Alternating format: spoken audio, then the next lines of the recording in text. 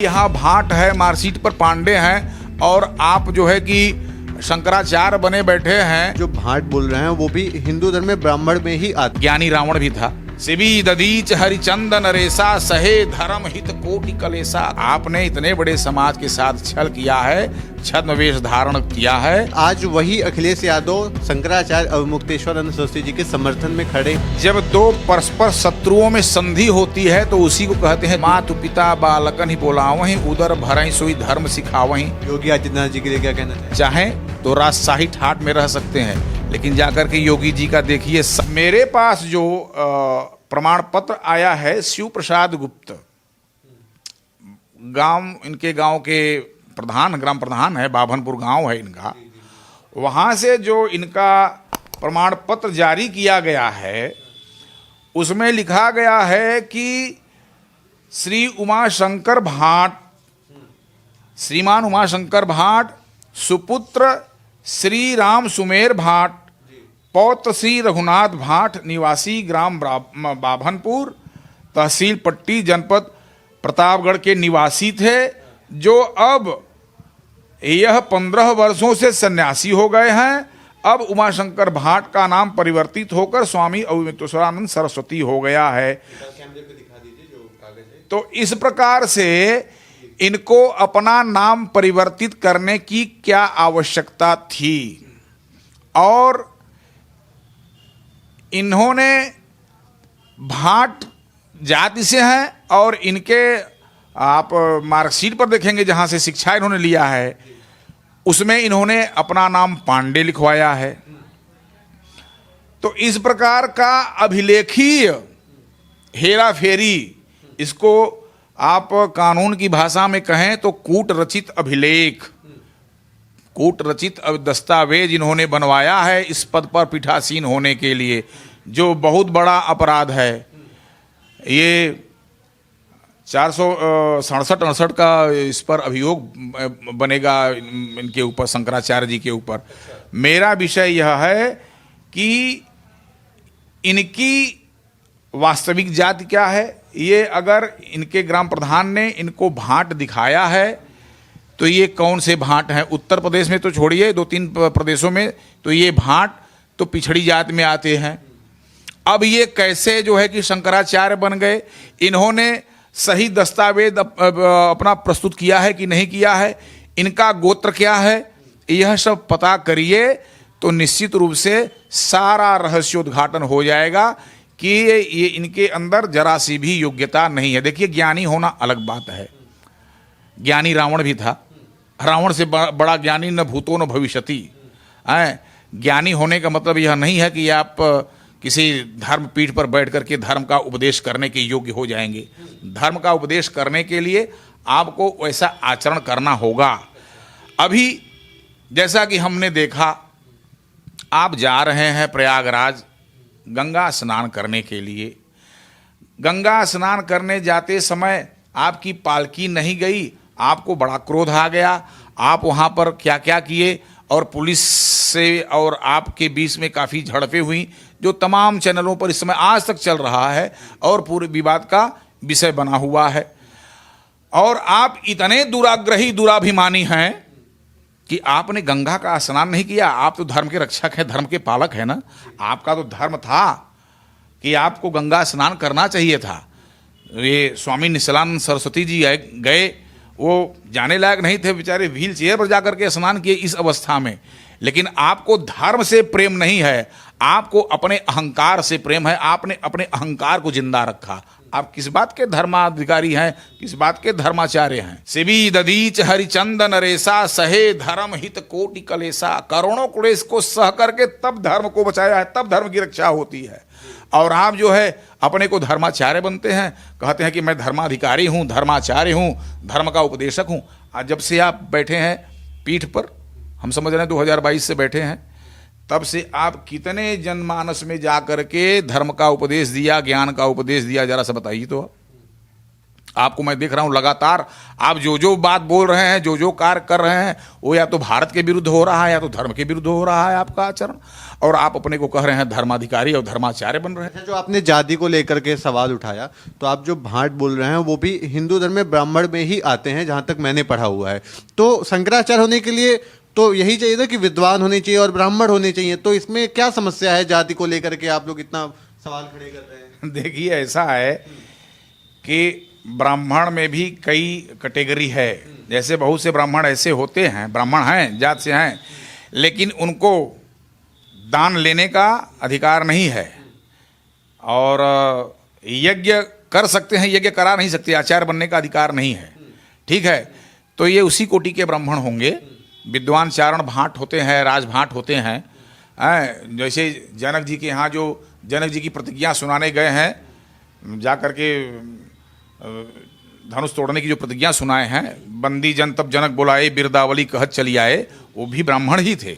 वो उनको भाट भी कहा जाता है, उनको चारण भी कहा जाता है, वो भी ब्राह्मण ही थे। लेकिन वो आचार्य की कोटि के ब्राह्मण नहीं थे, वो यज्ञादि अनुष्ठान कराने के लिए विहित नहीं है। तो इसी प्रकार के ये होंगे, तभी न पांडे अपना टाइटल कराए हैं। इनकी मार्कशीट में इनका टाइटल पांडे क्यों है? भाई हम क्या कह रहे हैं, आपका एक जांच करा लीजिए। इनके गांव के प्रधान शिव प्रसाद गुप्ता ने 2 अप्रैल 2012 को यह प्रमाण पत्र निर्गत किया है। इसमें उमाशंकर जी को भाट कहा है और कह रहे हैं कि उमाशंकर जी का नाम अब अविमुक्तेश्वरानंद होगा, और मार्कशीट पर लोग बता रहे हैं कि इनके पांडे लिखा है। तो भाई यहाँ भाट है, मार्कशीट पर पांडे हैं, और आप जो है कि शंकराचार्य बने बैठे हैं, तो काफ़ी आपके इसमें झोल लग रहा है। इसकी उच्च स्तरीय जांच होनी चाहिए। और क्यों नहीं होनी चाहिए भाई? आप हमारे धर्माचार्य बन के बैठे हैं, हमको जानने का अधिकार नहीं है आप कौन हैं? तो इनकी जांच होनी चाहिए, और यदि ये दोषी पाए जाते हैं तो इन पर कार्रवाई भी होनी चाहिए। हालांकि हमारे नज़र में अभी भी हम तो इनके ऊपर कभी विश्वास नहीं करते शुरू से, क्योंकि इनकी भाषा, अच्छा शंकराचार्य हैं आप, सबका स्वरूप देख लीजिए, छौर कर्म करा लीजिए, तो न तो मूछ है न तो दाढ़ी है, या जिसको देखिए तो सबकी पूरी मूछ है, पूरी दाढ़ी है। इनको देखिए तो ये फ्रेंच कट दाढ़ी रखते हैं। ऐसा शंकराचार्य आपने देखा है? ऐसा शंकराचार्य आपने देखा है कि केवल फ्रेंच कट रखा हो?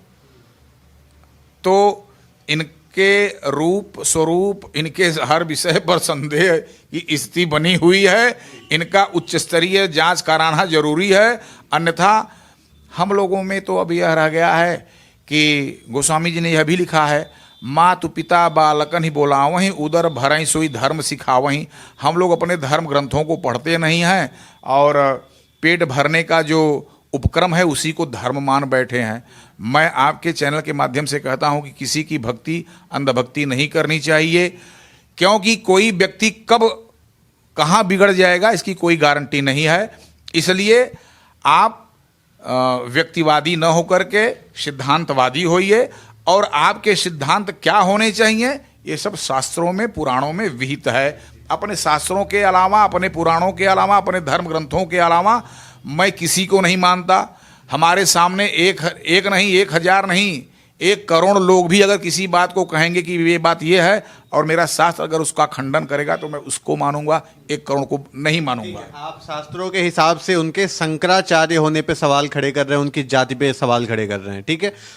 जगत गुरु श्री रामभद्राचार्य जी पे उन्होंने ये कहा है कि वो एक सूर हैं, इसलिए वो जगत गुरु नहीं हो सकते। वो भी कहते हैं कि ये शास्त्रों में वर्णित है। क्या अब किसी आपने उनकी जात के आधार पे उनकी विद्वानता को नहीं देखा और शंकराचार्य होने पे सवाल खड़े किए? वो उनके जगत गुरु होने पे, क्योंकि रामभद्राचार्य जी विद्वान हैं और जगत गुरु हैं, तो वो जगत गुरु कह रहे हैं हम नहीं मानेंगे, किसी की विद्वानता नहीं देखी जाएगी, पहले उसकी जाति और दिव्यांगता ये सब देखी जाएगी। तो यही बतिया तो हम कह रहे हैं, जब आप रामभद्राचार्य जी का देख सकते हैं तो आपकी भी तो कुंडली खोली जाएगी। तो आपकी जब कुंडली खोल रही है तो आपको क्यों जो है कि इस पर आपत्ति हो रही है? आपकी भी कुंडली खोलनी चाहिए। और आप अगर उस पर खरे नहीं उतरते हैं, और आपने इतने बड़े समाज के साथ छल किया है, छद्म वेश धारण किया है, तो आप पर कार्रवाई होना चाहिए। ये मेरा आपके चैनल के माध्यम से निवेदन है कि सरकार इस बात को संज्ञान में ले और गंभीरता से इनकी उच्च स्तरीय जांच कराए, इनकी मार्कशीट देखे, इनका गोत्र पहले पता करे। ये वहाँ के गांव में पांडे लोग हैं, तो पांडे लोगों को ये मिलाए हैं, ये पांडे लोगों को मिलाए हैं।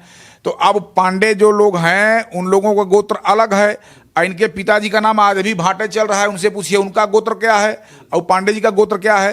पांडे जी का गोत्र अलग, आपके पिता का गोत्र अलग, आपका गोत्र कैसे अलग हो जाएगा?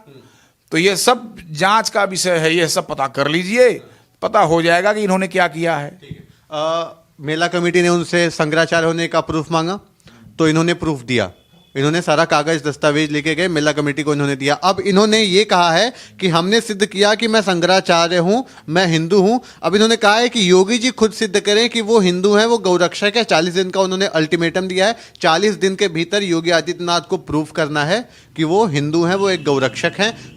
इन्होंने बोला है लखनऊ में 10 से 11 मार्च को एक हिंदू सभा बैठेगी, वहाँ ये प्रूफ करवाएंगे सबसे कौन असली हिंदू है, कौन नकली हिंदू है। देखिए, योगी जी के हिंदुत्व पर कोई सवाल नहीं है। योगी जी आज उत्तर प्रदेश के सर्वोच्च शासन पर पीठासीन हैं। चाहें तो राजशाही ठाट में रह सकते हैं, लेकिन जाकर के योगी जी का देखिए शयन, कहाँ सोते हैं, और जाकर के देखिए योगी जी का भोजन क्या खाते हैं। आज भी वह साग रोटी खाते हैं, नेनुआ लौकी की सब्जी खाते हैं, रोटी खाते हैं, जमीन पर बैठकर भगवान को भोग लगा करके एक संत की तरह भोजन करते हैं, संत की तरह शयन करते हैं। यद्यपि उनके पास विलासिता की सारी व्यवस्थाएं हैं, उनके एक इशारे पर सारी रिद्धि सिद्धि वहाँ जो है नृत्य करती नजर आएंगी, लेकिन वह सच्चे अर्थों में संत हैं, एकदम संत का जीवन जी रहे हैं। उनके ऊपर अगर अंगुली उठा रहे हैं तो बहुत अंतर, जमीन आसमान का अंतर है मुक्तेश्वरानंद जी में और आदित्यनाथ योगी जी में। योगी आदित्यनाथ की तुलना उन्होंने बाबर औरंगजेब से कही है कि वो कहते हैं कि वो बाबर औरंगजेब के औलाद हैं। वो बाबर और औरंगजेब जिसने राम मंदिर को तोड़वाने का काम किया था, उसकी तुलना उस व्यक्ति से करना जिसने राम मंदिर बनवाने का काम किया, किस हद तक सही है? देखिए, बाबर औरंगजेब का औलाद वह हो सकता है जो 370 का विरोध करता हो, और इन्होंने 370 को पुनः लागू करने के लिए गो हत्या बढ़ गई है इसका सहारा लिया है। तो निश्चित रूप से कहीं न कहीं बाबर की औलाद तो यही प्रतीत हो रहे हैं इनकी बातों से, इनकी करनी से। ठीक है, व्यक्ति का आचरण व्यक्ति के बारे में उसका प्रमाण पत्र होता है। 2015 में अखिलेश यादव की सरकार ने इनके ऊपर लाठीचार्ज करवाया था, यहीं वाराणसी में। आप वाराणसी के ही निवासी हैं, आपने भी वो दौर देखा होगा। और आज वही अखिलेश यादव शंकराचार्य अवमुक्तेश्वरानंद सरस्वती जी के समर्थन में खड़े हैं, और वो भी उनको अपने समर्थन में मानते हैं। देखिए, जब दो परस्पर शत्रुओं में संधि होती है तो उसी को कहते हैं दुरभिसंधि। ठीक है, अखिलेश यादव भी सनातन द्रोही हैं, और एक सनातन द्रोही से आपका संधि यह दुरभिसंधि है। इसीलिए मैं बार बार कह रहा हूं, हम जो होंगे वही आपको बताएंगे। कैसे वो सनातन द्रोही है अखिलेश यादव? अखिलेश यादव हर जगह कभी सनातन का उसने पक्ष लिया हो तो बताइए। राम मंदिर का विरोध किया, इसके पिताजी ने राम मंदिर के कार सेवकों पर गोलियां चलवाई, और एलानिया सीना ठोक करके अब मरने के 2 साल पहले कहा कि अगर मुझे पता होता तो मैं और गोली चलवाता। तो वो एलानिया ऐलान कर रहा है कि हमने गोली चलवाई, सीना ठोक के कह रहा है। तो सनातन द्रोही वो सब हैं, और उन्हीं सनातन द्रोहियों के साथ इनकी संधि हुई है, यह दुरभिसंधि है।